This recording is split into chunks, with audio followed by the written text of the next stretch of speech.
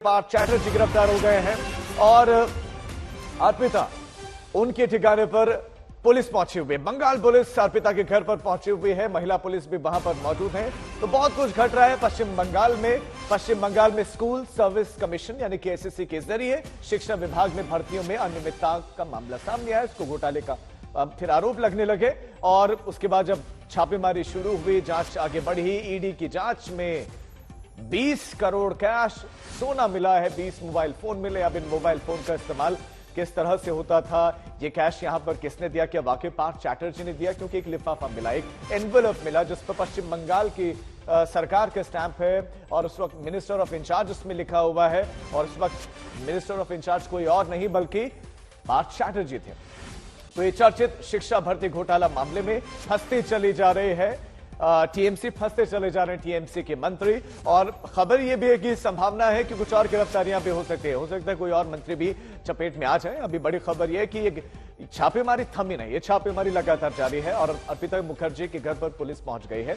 Bengal police हिरासत में अर्पिता मुखर्जी को पहले ही ले लिया गया है, वो ईडी की हिरासत में है। हो सकता है कि गिरफ्तार भी किया जाए, लेकिन अभी हिरासत में ही है।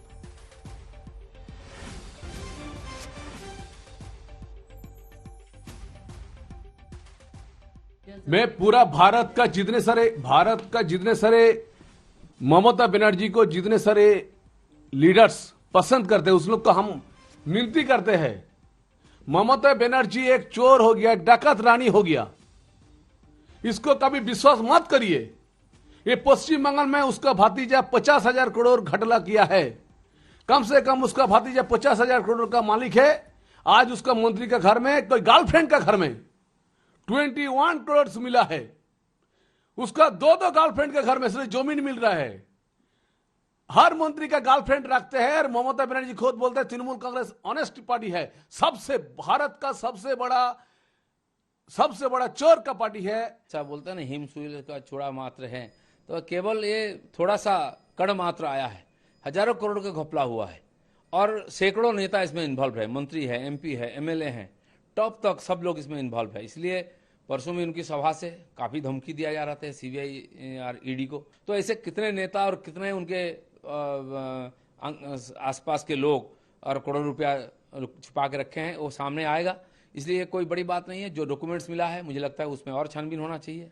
उनमें से जो नाम मिला है उसको छानबीन होनी चाहिए। किसी महिला के नाम पर 3 फ्लैट्स, एक और महिला के नाम पर 10 फ्लैट्स, ऐसा बहुत सारा खबर है। और आम आदमी को खबर है, आम लोगों को। उनका 45 करोड़ का कॉलेज है ईस्ट मिदनापुर में, ये सब जानते हैं।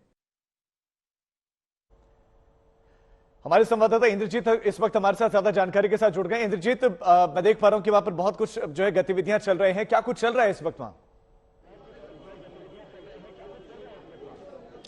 देखिए, इस वक्त हम लोग हैं ईएसआई हॉस्पिटल जोका में, जो शहर के बाहर है, कोलकाता शहर के बाहर है, दक्षिण 24 परगना जिले में है। और काफी ज्यादा ड्रामा हम लोग को देखने को मिला जब पार्थो चैटर्जी को अपने घर से निकाला गया। ईडी के अफसरों ने उनको निकाला अरेस्ट करने के बाद, और उसके बाद उनको सीधा लिया जा रहा था सीजीओ कॉम्प्लेक्स, जो सॉल्ट लेक एरिया में है कोलकाता का। लेकिन वहां से उन्होंने सडनली एक यू टर्न मार लिया और उसके बाद कहां उनको लिया जाएगा, इसको लेकर बहुत ज्यादा अटकलें चल रही थी। ये कहा जा रहा था कि उनको बेहाला, जो उनका असेंबली कॉन्स्टिट्यूएंसी है, वहां पे लिया जा सकता है। लेकिन फाइनली ये जो हॉस्पिटल है, मैं अनिर्बान को कहूंगा दिखाने के लिए, ईएसआई हॉस्पिटल जोका में सेंट्रल गवर्नमेंट हॉस्पिटल है, यहाँ पे उनको लाया गया है मेडिकल चेकअप के लिए। तो कल से हम लोगों को ये बताया जा रहा था कि सरकारी, जो पश्चिम बंगाल सरकार का अस्पताल है, एसएसकेएम अस्पताल, वहां से 2 डॉक्टरों को लाया गया था और वो डॉक्टरों की टीम पार्थो चैटर्जी के घर गई थी ताकि उनकी जो मेडिकल जांच वहां पे कर पाए। क्योंकि पार्थो चैटर्जी ये कंप्लेन कर रहे थे कि उनकी तबीयत ठीक नहीं है, काफ़ी ज़्यादा कोमॉर्बिडिटीज़ हैं, डायबिटीज़ भी हैं। और ये कहा गया था कि कल रात, जब देर रात को उनसे पूछताछ चल रही थी, उसके साथ साथ छापेमारी भी चल रही थी उनके घर में, तब वो कुछ नहीं खाया, सिर्फ चाय और बिस्किट खा रहे थे। और उसके बाद आज सुबह उनको अरेस्ट दिखाया गया और उसके बाद वहाँ से निकल के इसी गाड़ी में उनको लाया गया यहाँ पे।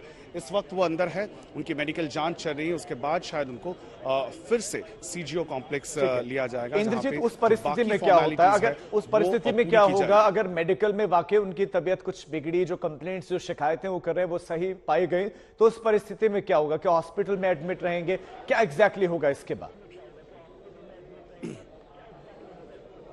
देखिए बिल्कुल और ये पहली दफा नहीं है। इससे पहले भी जब सीबीआई ने दूसरे तृणमूल के नेता और मंत्रियों को अरेस्ट किया था, बहुत सारे ऐसे मंत्री हैं जो अस्पताल में भर्ती हो गए थे। तो अगर उनकी तबीयत बिगड़ती हुई दिखती है तो ऐसा हो सकता है कि वो अस्पताल में ही रहे, उनको यहाँ पे एडमिट कर दिया जाए, लेकिन कड़ी निगरानी रहेगी ईडी और कोर्ट की, क्योंकि आपको ये जानना चाहिए कि एसएससी स्कैम का जो प्रोब इन्वेस्टिगेशन इस वक्त चल रहा है वो हाईकोर्ट ने ऑर्डर दिया है। सीबीआई का एफआईआर है, 4 एफआईआर दर्ज हो चुका है और इसी के तहत अब ईडी भी इसको इन्वेस्टिगेट कर रही है। मनी लॉन्ड्रिंग का जो एस्पेक्ट है वो सामने आया है और हमने सब देखा कल जिस तरह से ईडी ने वो तस्वीरें रिलीज की जिसमें दिखाई दे रहा है कि पार्थो चैटर्जी का जो क्लोज एसोसिएट कहा जा रहा है अर्पिता मुखर्जी, जिसके घर में अभी भी ईडी के अफसर हैं और अभी भी वहां पे जांच चल रही है, और जो काउंटिंग प्रोसेस है नोट्स का जो बरामद हुए हैं 20 करोड़ कैश, उसकी प्रोसेस पूरी रात तक चली है। 20 मोबाइल फोन मिले हैं, 50 लाख के गहने भी मिले हैं वहां पे और काफी इंक्रिमिनेटिंग डॉक्यूमेंट्स भी मिले हैं। तो वो प्रोसेस अभी भी जारी है और ऐसा हो सकता है कि कुछ देर के बाद उनको भी अरेस्ट दिखाया जाए। बिल्कुल, वहां पर बहुत ज्यादा हलचलें हैं, हो सकता है गिरफ्तार कर लिया जाए, लेकिन मैं आपसे ये जानना चाह रहा हूं कि भीतर से क्या क्या जानकारी मिल रही है सोर्सेज से कि अब तक की जो उनकी रिपोर्ट्स आ रहे हैं अलग अलग मेडिकल चेकअप्स की, वो किस तरह के आ रहे हैं? देखिए अभी मेडिकल जांच तो शुरू ही हुआ है, ज़्यादा समय नहीं हुआ है, तो ये रिपोर्ट आने में समय लगेगा। लेकिन जो ईडी सूत्रों के हवाले से हमें पता चल रहा है पिछले 24 घंटे में, और ये बिल्कुल अनप्रेसिडेंटेड है, पश्चिम बंगाल के इतिहास में किसी मंत्री को इतनी देर तक किसी सेंट्रल एजेंसी ने कभी जांच के लिए उनके घर पे इतनी देर समय नहीं बिताया। 24 घंटे से ज्यादा, कल सुबह 8:30-9 बजे ईडी पहुंची थी पार्थो चैटर्जी के घर, आज सुबह 9 बजे के करीब उनको निकाला गया। 24 घंटे से ज्यादा वो लोग अंदर थे और छानबीन जारी थी, छापेमारी भी चल रही थी। और उसके बाद ये कहा गया, ईडी सोर्सेस से हमें जो पता चल रहा है कि पार्थो चैटर्जी और उनकी करीबी माने जाने वाली अर्पिता मुखर्जी दोनों ही जो सवाल उनसे पूछा जा रहा था वो सही तौर पे वो लोग सवाल का जवाब नहीं दे रहे थे